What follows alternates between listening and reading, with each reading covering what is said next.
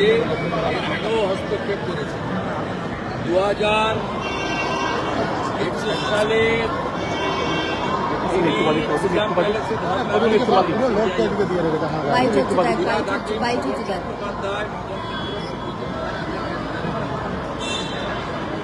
মুখ্যমন্ত্রী এর আগে রাজীব কুমারের বাড়িতে যখন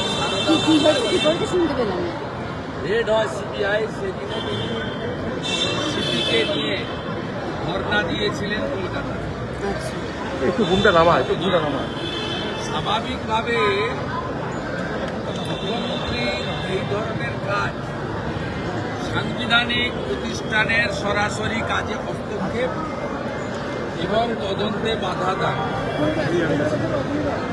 এটা একজন মুখ্যমন্ত্রী, তিনি শুধু রাজনৈতিক নেতা নেত্রী নন, প্রশাসনিক কর্তৃক নিন্দা জানাই এবং ইডি নিশ্চয়ই তার ক্ষমতা বলে তারা তাদের মুখ্যমন্ত্রীর বিরুদ্ধেও ব্যবস্থা নেওয়া উচিত বলে আমার মনে হয়েছে। আইনের মধ্যে দাদা কি এমন ব্যাপার রয়েছে? মুখ্যমন্ত্রী চলে গেলেন, কমিশনার চলে গেলেন, আইপ্যাক ভোটার লিস্ট থাকবে কেন? আইপ্যাক ভোটার লিস্ট মানে ভোটে যারা আপনি তো ভোটার লিস্ট আছে বলছেন। দাদা ভোটার লিস্ট থাকবে কেন? দাদা কি এমন মুখ্যমন্ত্রী অভিযোগ হিন্দি ইনভেস্টিগেশন এবং ইডির পাশে ঢুকবো না। সরি দাদা কি এমন আমি মুখ্যমন্ত্রী যাওয়া, সিপি যাওয়াটাকে মনে করি অনৈতিক, অসাংবিধানিক, কেন্দ্রীয় সংস্থার তদন্তে সরাসরি বাধা দান মুখ্যমন্ত্রী এর আগেও করেছেন। রাজীব কুমারের বাড়িতে রেড হওয়ার সময় এবং তিনি 5 ঘন্টা ধর্ণা দিয়েছেন নিজাম প্যালেসে। আপনার যখন বেশ কয়েকজনকে গ্রেপ্তার করেছেন, এরা মুখ্যমন্ত্রীর অভ্যাসের মধ্যে পড়ে। তার যে সাংবিধানিক অধিকার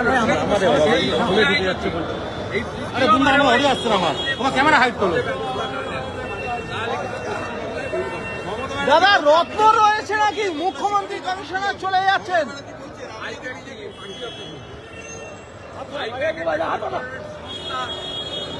তাদের বিরুদ্ধে অভিযোগ আছে, তদন্ত করবে, তারা দেখিয়ে দেবে কাগজপত্র, তাদের রিটার্ন ফাইল সবকিছু পরিষ্কার আছে।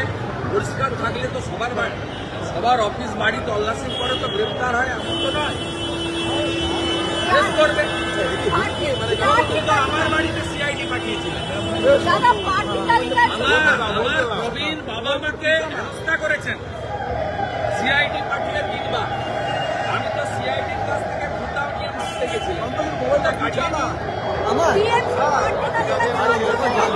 গ্রামের এমএলএ অফিসে আসামি সার্চ ওয়ারেন্ট ছাড়া নচনচ করেছে অফিস।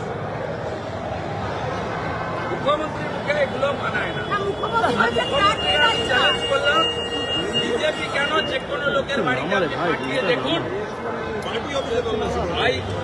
পাঠিয়ে দেখুন পার্থ চ্যাটার্জির কচি বান্ধবী অর্পিতার মতো 51 কোটি টাকা কারো বাড়িতে পাবে না।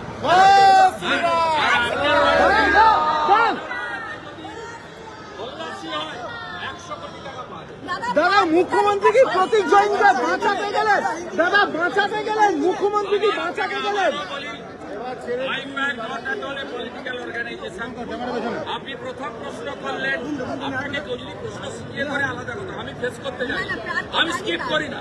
প্রথমে বললেন ভোটার লিস্ট আইপ্যাকে থাকবে কেন? এখন বলছেন প্রার্থী তালিকা আইপ্যাকে থাকবে কেন?